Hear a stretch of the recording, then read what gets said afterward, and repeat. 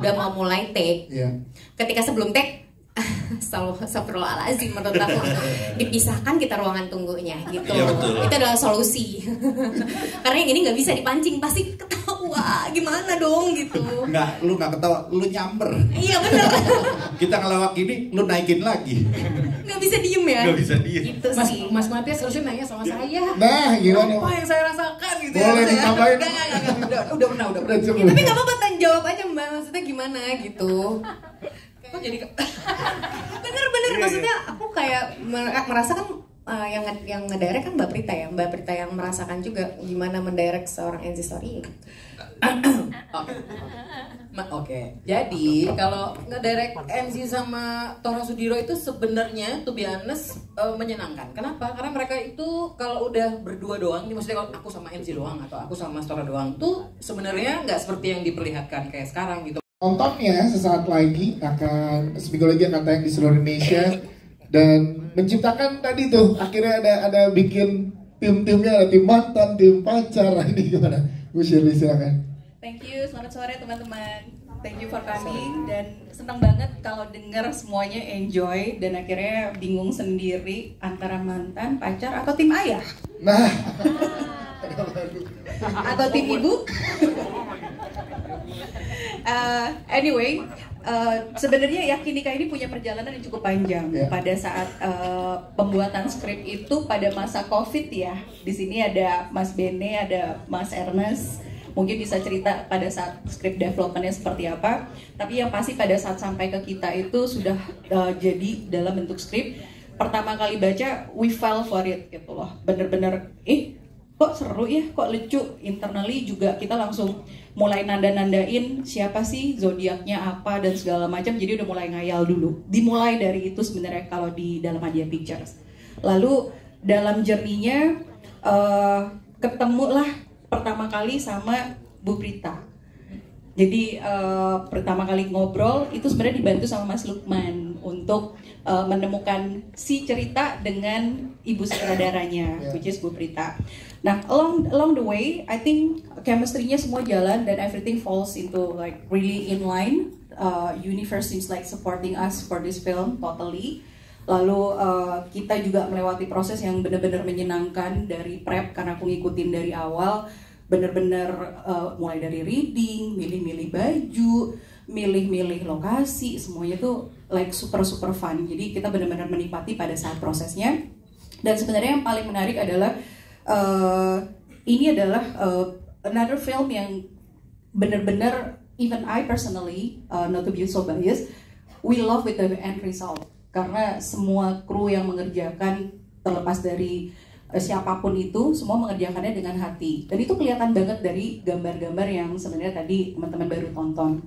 Proses-proses post production yang very meticulous, jadi duduk sama ibu sutradara dengan Mas Rian editornya kita sampai proses coloring, mungkin nggak cuma ada satu treatment yang selalu aku bawa dari film pertama aku, tapi mungkin juga aku bukan satu-satunya sutradara yang melakukan itu, tapi aku tuh sangat suka one on one sih sebenarnya.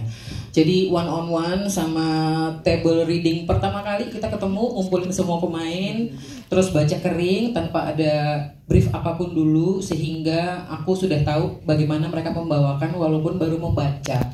Lalu kemudian dari situ baru one on one. Dari situ sebelum table reading tentunya setelah terima skrip aku biasanya punya Bible-nya dulu. Nah dari situlah pas one on one itu dibagikan Bible.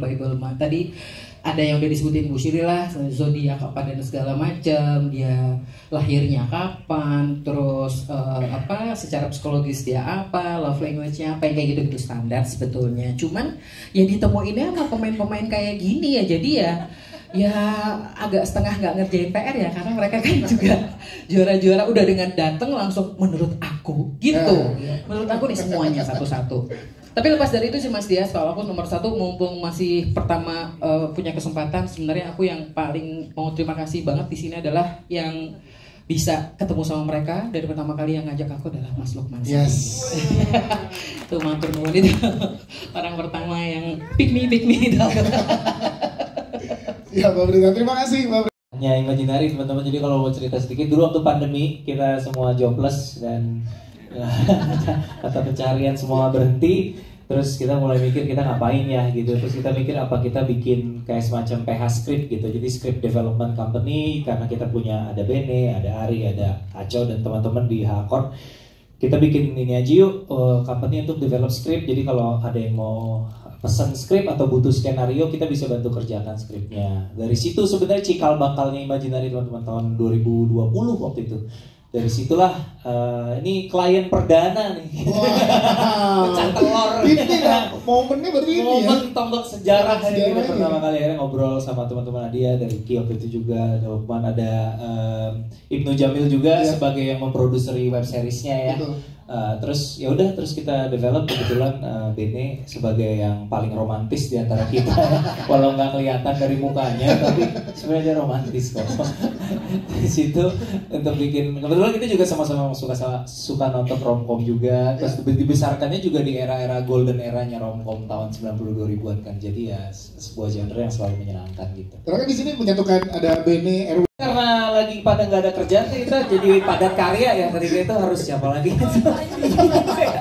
Soalnya Bene nulis sendiri juga bisa. Cuma kan yang dua banyak pengangguran yang perlu dikasih makan ketika itu.